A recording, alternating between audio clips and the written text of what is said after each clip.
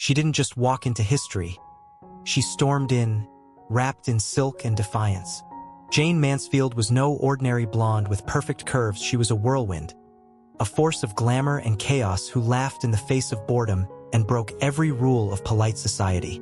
Bold, wild, and unapologetically herself, Jayne lived like a firework, brilliant, brief, and impossible to forget. The world called her a sex symbol, a starlet, a seductress, but behind the headlines was a woman born to perform. Her real name was Vera Jane Palmer. She came into the world on April 19, 1933, in a quiet corner of Pennsylvania. Her childhood ended abruptly when her father, Herbert Palmer, died of a heart attack. She was only 3. That loss shattered her world like glass. Her mother, determined to rebuild, remarried and moved the family to Texas, far from the grief that lingered back east. In the heat and dust of Texas, Jayne began to shape the persona that would one day light up movie screens. Even as a teenager, her figure turned heads, but there was much more to her than curves. There was a sharp mind, boundless energy, and a love for the theatrical. In school, she dazzled not just with beauty but with charisma. It was as if life itself had already started applauding. At 16, she met Paul Mansfield. He was tall, handsome, a few years older, perfect for a teenage dream. They fell hard and fast, two beautiful young souls caught in the rush of first love. And, like many young loves, theirs was built on hope more than wisdom. Less than a year after they met, Jayne, already pregnant, married him.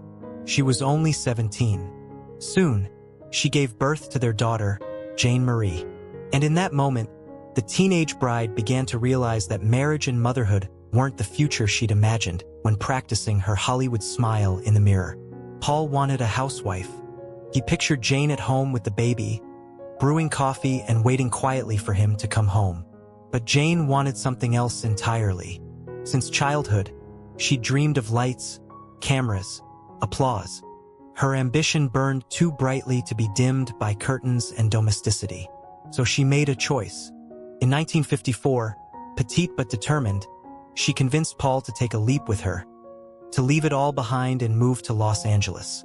There, beneath the palm trees and endless auditions, her journey truly began. Hollywood was brutal, but Jayne was relentless. Her looks opened doors, but staying inside took charm, audacity, and sometimes scandal. She wasn't afraid to shock. In fact, she thrived on it. Always pushing the line, always playing with fire. That was her power. Her style was fearless, even outrageous, and that boldness became her signature. Jayne Mansfield didn't just crave fame. She demanded to be noticed, talked about, adored or judged, but never ignored. But even the brightest stars can burn out too fast. In 1967, her life came to a sudden and tragic end in a horrific car crash that stunned the world. The wreckage told a brutal story. Fans were left breathless, searching for her in the twisted metal and silence. Hollywood never fully recovered from the loss. It was a heartbreak no one saw coming. And yet, death couldn't erase her image. Jayne Mansfield remains etched in memory not just for her bombshell looks, but for the way she lived, with fire, with daring, with a refusal to dim her light. She was a woman who dreamed too loudly, loved too fiercely, and blazed too brightly to ever fade away. In an era when Hollywood glittered with diamonds on screen but remained cold and ruthless behind the curtain, a young Jayne Mansfield walked into auditions as if stepping into confession. She didn't just want to act. She longed to be seen, to be heard, to be desired. But one by one, the doors of Paramount, Warner Brothers, and other studios slammed shut in her face. Even when someone noticed her undeniable charisma, it led nowhere. No roles, no promises, just silence, and the painful sense that her dream had been tossed aside. But Jayne wasn't built for surrender. She studied the machinery of Hollywood and understood its truth. Success wasn't only about talent, it was about image. And so she transformed. Her natural chestnut hair gave way to an arresting platinum blonde, bold and provocative, like the era itself. It was her declaration. If Hollywood worshipped blondes, she would become the most unforgettable one of all. The transformation worked, but not in the way she had hoped. In February of 1955, she was named Playmate of the Month by Playboy. Her photos spread across the country, seared into the imaginations of thousands of young men. Suddenly, Jayne Mansfield became the name whispered in studio corridors, producer lounges, and late-night bars. Those who had once dismissed her were now the first to call. Yet, beneath the glossy veneer and the seductive smile, Jayne was far more than a pretty face. Her sharp mind hid behind the provocative persona. She spoke 5 languages fluently, and her IQ surpassed that of many screenwriters she worked with. Still, she was branded as a dumb blonde, a label worn with irony, but dripping with condescension. As she once admitted with aching honesty, "They don't care what's in my head. All that matters is what's below my neck." In 1956, Jayne landed the lead in The Girl Can't Help It, a musical comedy where the entire plot revolved around the idea that Jayne simply couldn't help being sexy. The film was a hit, but the praise came with a price. The studios didn't see her as a rising actress, they saw her as a substitute. Because the real spotlight wasn't on Jayne, it was still on Marilyn Monroe. Jayne was promoted as Monroe's larger-than-life replica. Monroe king-sized, they said. Fox was playing a high-stakes game. Marilyn was growing increasingly unpredictable, and studio executives believed that if the world had a louder, bolder blonde, the original would come crawling back. And so the cruel game began, no rules, no mercy. Jayne became a pawn, even as she shone on screen like a queen. Meanwhile, her personal life was unraveling at a dangerous speed. Her marriage to Paul Mansfield was cracking apart. Consumed by jealousy, Paul couldn't accept that his wife belonged to the public. When Jayne secretly applied for the Miss California pageant, he forced her to withdraw. He didn't want to share her with the world. But Jayne wasn't the perfect spouse either. She craved affection, adoration, the very things that constantly swirled around her. Men pursued her relentlessly, and she didn't always say no. The arguments became routine. In 1956, she filed for divorce. Paul retaliated with venom, suing for custody of their daughter, Jane Marie, claiming she was an unfit mother because of her Playboy appearance. It was a low blow, but the court sided with Jayne. She won. While magazines dissected her body, her heart was in a courtroom, fighting to remain a mother. And then, as if a new light broke through, she met Mickey Hargitay. One night at a nightclub, she locked eyes with the man who had just won the title of Mr. Universe. He was performing in Mae West's show at the time, but from that moment on, he became Jayne's leading man. A new romance, a new chance, a new chapter. Like a phoenix, Jayne Mansfield rose once more. And this isn't just a tale of a screen siren.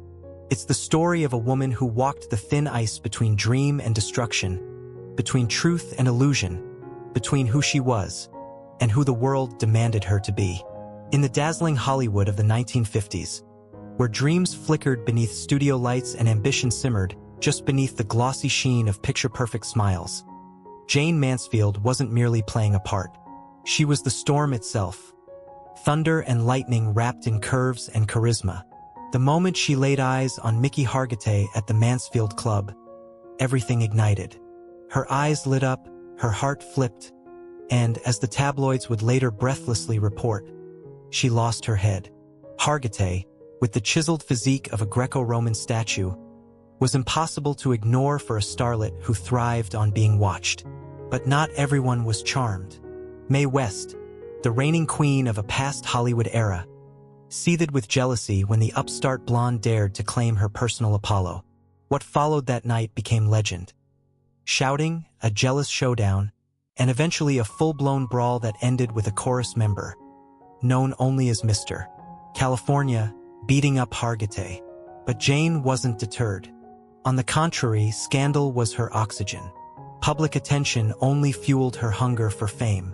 In 1957, when Mickey proposed with a 10-carat diamond, Jayne made sure their wedding became the most talked-about event in Hollywood.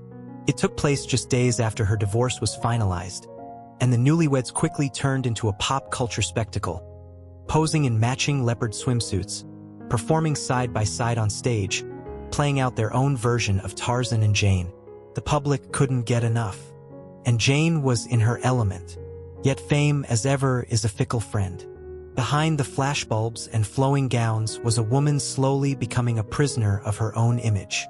As Hargitay's financial troubles mounted and the public's attention drifted, Jane cried out to the world that she was a poor little rich girl, forgotten and cast aside by the very industry she had once seduced. But in truth, she had become a victim of the machine she helped build, a prototype of the modern publicity star. She orchestrated appearances with surgical precision, calculated for maximum tabloid impact. Her most famous trick: the deliberate wardrobe malfunctions that guaranteed headlines. One of the most infamous incidents took place at a pool party in 1955.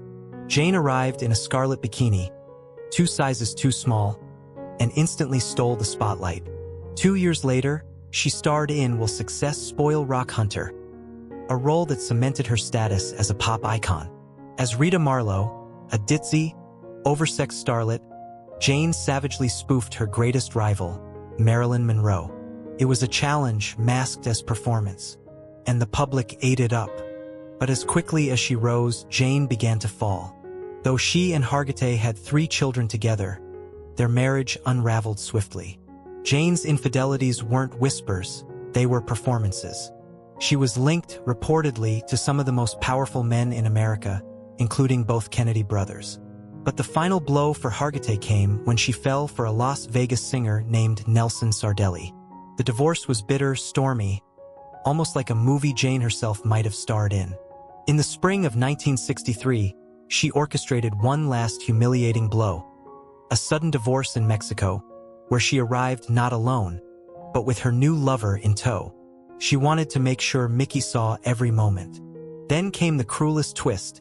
Jane accused him of kidnapping their child, a claim that was later proven completely false, a fabrication crafted for legal leverage. And it was around then that something in her began to change. Somewhere between courtrooms, cocktail parties, and flash photography, a shadow started to stretch beneath the surface. Jane had always adored the spotlight, but now, it seemed, it was burning too hot, too fast. In chasing youth, in chasing attention, she had begun to lose herself. Her story isn't just a timeline of scandals and handsome men. It's the tale of a woman who simply couldn't be invisible. A star so terrified of going dark that she was willing, no, determined, to go out in flames.